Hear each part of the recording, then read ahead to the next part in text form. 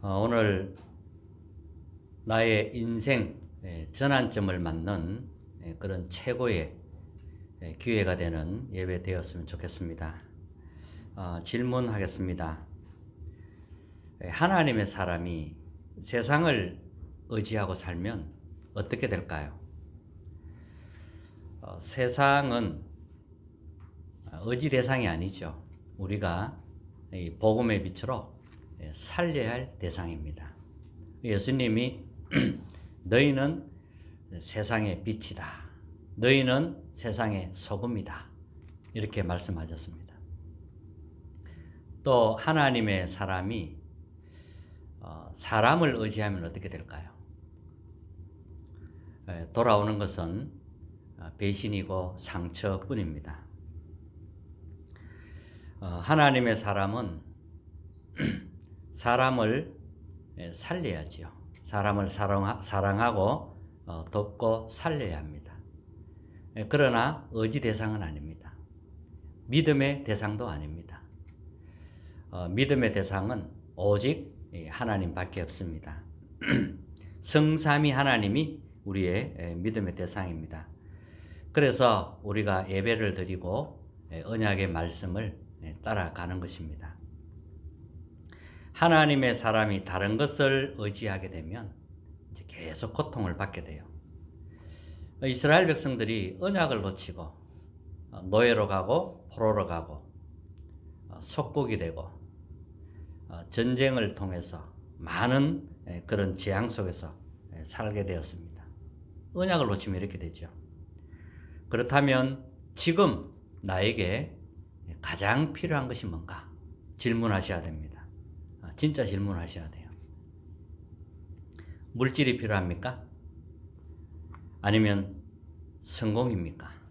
지금 나에게 필요한 게 성공입니까? 아니면 행복한 가정입니까? 안정된 직업을 원합니까? 이런 것은 다 따라오는 것입니다. 지금 하나님이 나에게 가장 원하시는 것, 그것을 회복해야 됩니다. 복음 회복입니다. 복음은 영세 전부터 있었던 복음입니다. 인간이 타락하고 난 이후에 이제 처음으로 나타난 것이 창세기 3장 15절 여자의 후손이 뱀의 머리를 상하게 할 것이다. 이 복음을 주신 겁니다. 그리스도께서 오셔서 사탄의 머리를 깨트리겠다는 약속을 주신 겁니다. 마귀는 하나님의 자녀를 핍박하죠. 당연히. 그러나 마귀가 아무리 핍박해도 발 뒤꿈치 정도 무는 것 정도밖에 되질 않습니다. 정말 오늘 결단의 시간이 되시길 바랍니다. 자, 우리는 때때로 중요한 것 앞에서 결단해야 될 그런 시간표가 있습니다. 아브라함이 하나님이 바벨탑 도시에서 건져내어 가나안 땅 가라고 명령을 하셨습니다. 아브라함은 결단을 내렸습니다. 고향을 내려놓고 이제 가나안 땅 가게 되죠. 가는 중에 또 이 조카 롯과의 많은 갈등이 있었습니다.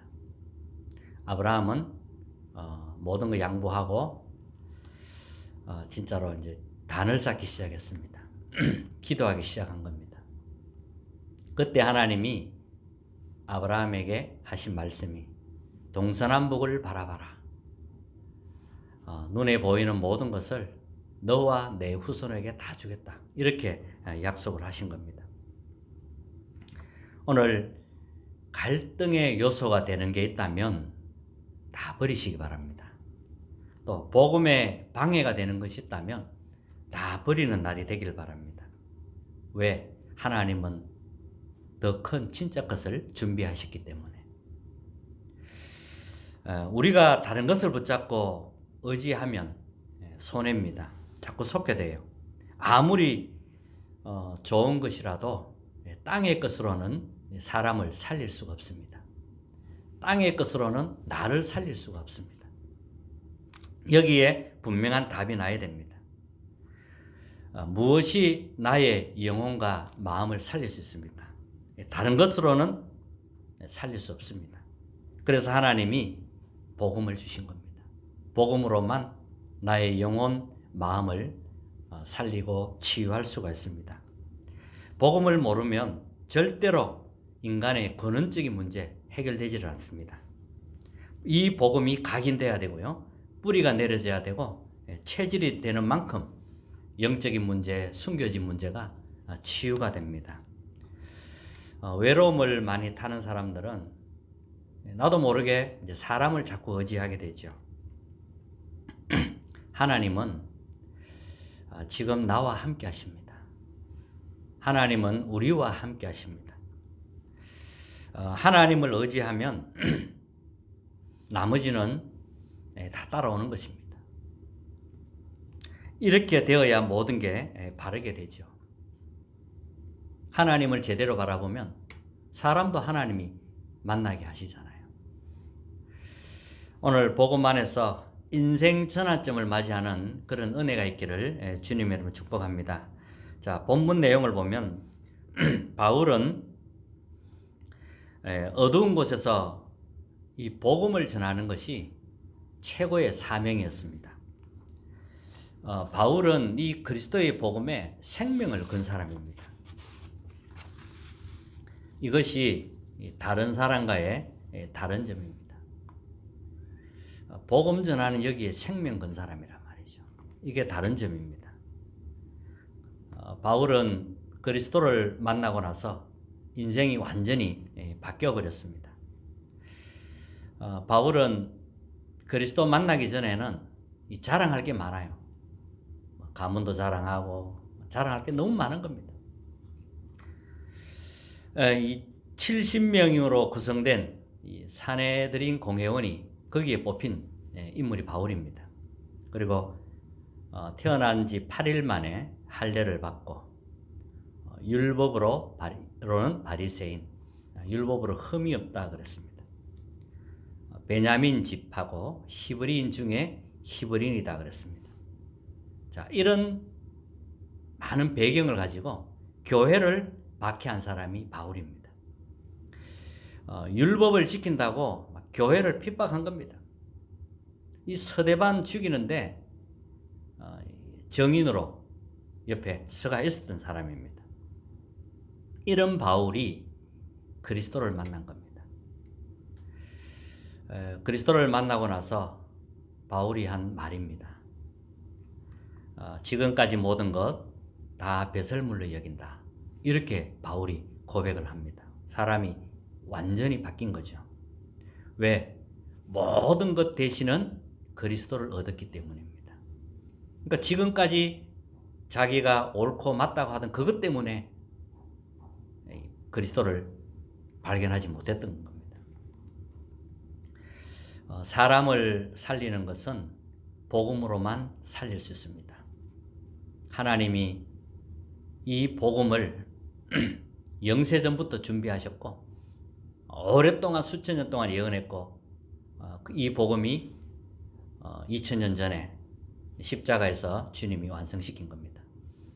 그 그리스도께서 지금도 성령으로 역사하고 계시는 겁니다. 바울은 핍박 때문에 숨어서 복음을 전하기 시작했습니다. 오늘 읽었죠? 브르기아, 갈라디아, 무시아, 비두니아까지 가서 복음 전하게 됩니다. 근데 이 바울에게 문이 막힌 겁니다. 성령이 아시아에서 말씀을 전하지 못하게 하거늘 성령께서 복음을 전하지 못하도록 막았어요. 이렇게 해도 합니다.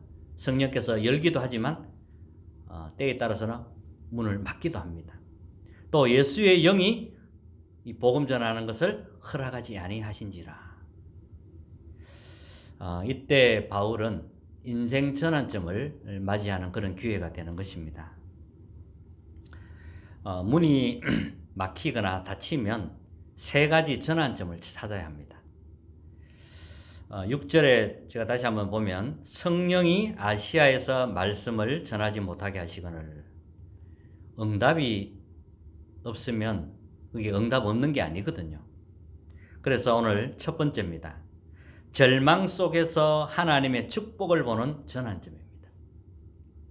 절망이 온 것처럼 보이지만 하나님의 축복을 보는 전환점이라는 거죠.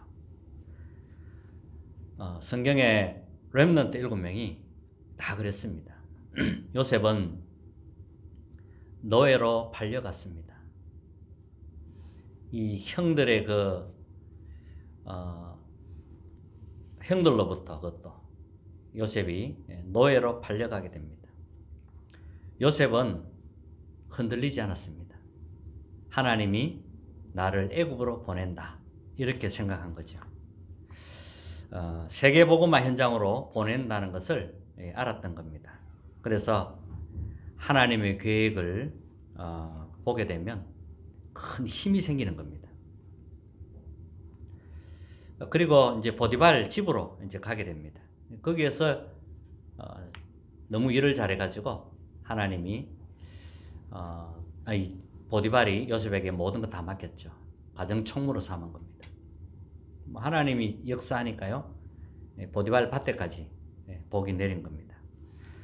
여기에서 근데 또 누명을 썼어요. 누명을 쓰고 감옥으로 가게 됩니다. 참 충성되게 일을 했는데 그것도 누명으로 감옥에 들어가게 됩니다. 우리가 볼 때는 분명히 절망처럼 보입니다. 그러나 이것이 큰 축복으로 바뀌었습니다. 감옥에 갔는데 그 속에 정치인들이 있었습니다. 정치인을 만나게 되죠. 우리는 절망에 빠지면 안 돼요. 절망이 온다고 해서 절망에 빠질 이유가 없습니다. 하나님의 더 큰 계획이 있기 때문에. 거기에서 이제 정치인을 만나서 결국은 정치인도 살리고 나중에 이제 바로를 만나게 되는 그런 기회가 되는 거죠. 자, 절망이 오면 하나님의 축복의 언약을 붙잡는 그런 전환점으로 만들면 되는 것입니다. 다윗도 마찬가지입니다. 다윗도 큰 어려움을 당했습니다. 이 사울이 군사를 보내가지고 다윗을 죽이려고 하는 겁니다. 그러니까 늘 도망 다녀야 돼. 군인들이 쫓아다니니까 얼마나 참 늘 위기 속에서 살아야 되겠습니까? 그런데 그때마다 하나님의 신앙 고백을 하는 그런 내용들이 시편에 잘 나와 있습니다. 자, 이런 다윗에게 큰 어려움이 왔지만 이때 다윗이 다윗을 돕고 또 앞으로 왕이 되어서 이제 뒷받침할 수 있는 그런 사람들이 다 이제 만들어지는 그런 기회가 된 것입니다. 우리에게 길이 막히고 절망이 오면 인생 전환점을 찾아내야 됩니다. 자, 초대교회는 어려움 당할 때마다 인생 전환점을 찾아냈습니다. 나에게 큰 어려움과 절망이 오면 하나님이 나에게 어떤 인생 전환점을 만드시는가 그걸 잘 보셔야 됩니다. 분명히 하나님은 깜짝 놀랄 만한 그런 답을 주시게 되어 있습니다. 바울에게 전도문이 막혔습니다. 자, 그런데 두 번째 전환점이 무엇입니까? 하나님이 위에서부터 주시는 그 능력을 체험하는 전환점이 된 것입니다. 전도문이 막혔는데 하나님의 큰 계획을 보게 되었습니다. 6절을 제가 다시 한번 읽어드리면 주의 성령이 아시아에서 말씀을 전하지 못하게 하시거늘. 또 7절에 보니까요. 예수의 영이 허락하지 아니하시는지라. 자, 이러니까 이제 문이 막히니까 기도할 수밖에 없죠. 9절에 보면 밤의 한상 가운데 마게도냐 사람 하나가 서서 그에게 청하여 이르되 마게도냐로 건너와서 우리를 도우라 하거늘. 이제 기도하는데 한상 가운데 마게도냐를 보게 되는 그런 큰 전환점을 맞이하게 되는 겁니다. 자, 보좌의 능력을 맛보는 내 인생 전환점을 내면 되겠습니다. 그러면 하나님이 새로운 또 만남의 축복을 주시는 거죠. 드로아에서 이제 마게도냐로 가게 됩니다. 바울은 문이 막혔을 때 지금 기도하는 이 시간이 바로 드로아의 밤이 되는 겁니다. 절망 속에서 진짜 축복을 찾아내는 그런 전환점을 맞이하게 되시길 바랍니다. 보좌의 능력을 체험하는 그런 전환점이 되면 되겠습니다.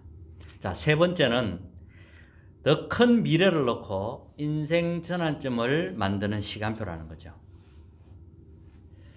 문이 막혔습니다. 근데 하나님은 마게도냐로 문을 여셨습니다. 그래서 응답 없는 것은 응답 없는 게 아니라는 거죠.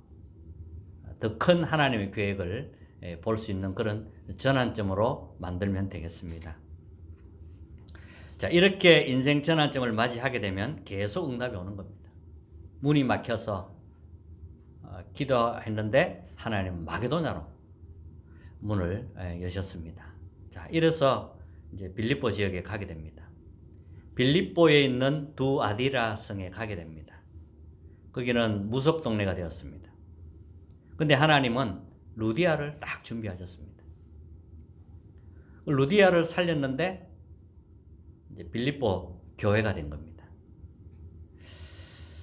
이러니까 이제 계속 응답이 되는 거죠. 자, 루디아 한 사람 살렸는데 빌립보 전체에 영향이 가는 그런 일이 일어났던 겁니다. 또 범죄 도시가 된 데살로니가로 가게 됩니다. 거기 하나님이 야손을 딱 준비해가지고 바울을 만나게 합니다. 야손을 딱 준비하는 거예요. 야손을 살렸는데 데살로니가 전체에 영향이 가는 이런 일이 일어났던 겁니다. 그리고 나서 또 타락의 도시 고린도로 가게 됩니다. 거기에서는 브리스길라 부부를 만나게 됩니다. 평생 목을 내놓고 이 동역할 수 있는 그런 중요한 사명자를 만나게 됩니다. 그렇게 해서 고린도 교회가 세워지게 되죠. 이 브리스길라는 부부는 로마 복음만 하는데 중요한 역할을 다 했지요. 그리고 또 에베소 가게 됩니다. 거기는 보니까 아데미 신상을 만들어 놓고 막 멸망으로 달려가고 있는 겁니다. 아데미 우상의 본거지가 바로 에베소거든요. 완전히 뭐 멸망 직전의 도시입니다. 여기에서 이제 두란노 운동이 일어난 겁니다. 하나님의 나라에 관해서 계속 2년 동안 말씀을 전하게 되고 많은 제자들이 몰리게 됩니다. 이후에 하나님이 또 바울에게 뭐라고 했냐면 로마도 보아야 하리라. 로마 복음화를 하나님이 보여주십니다. 사도행전 19장 21절 로마도 보아야 하리라. 자, 인생 전환점을 맞이했는데 이렇게 로마 복음화까지 굉장한 그 하나님의 계획을 보게 되죠. 또 사도행전 21장 11절에 보니까 로마에서도 증언해야 하리라. 그리고 사도행전 27장 24절에 바울아 두려워하지 말라. 네가 가이사 앞에 서야 하리라. 이런 엄청난 축복이 남아있는 거죠. 자, 이 대열의 선 로마서 16장 인물이라는 겁니다. 이 대열의 선 로마서 16장의 사람들 하나님이 쓰실 수밖에 없는 거지요. 이런 전환점을 맞이하는 그런 중요한 시간이 되시기를 주님으로 축복합니다. 자, 결론입니다. 절망을 하나님의 축복의 기회로 만드는 전환점이 되면 되겠습니다. 자, 하나님의 확실한 미래를 찾는 전환점이 되면 되겠습니다. 어려움이 왔다는 것은 하나님이 전환점을 주시려고 한다. 이렇게 생각을 하면 되죠. 자, 복음은 빛입니다. 복음의 빛이 들어가면 다 살아나요. 복음의 빛이 들어가기만 하면 살아나요. 나의 인생 전환점을 맞이하는 그런 최고의 한 주간 되시기를 주님의 이름으로 축복합니다. 찬송가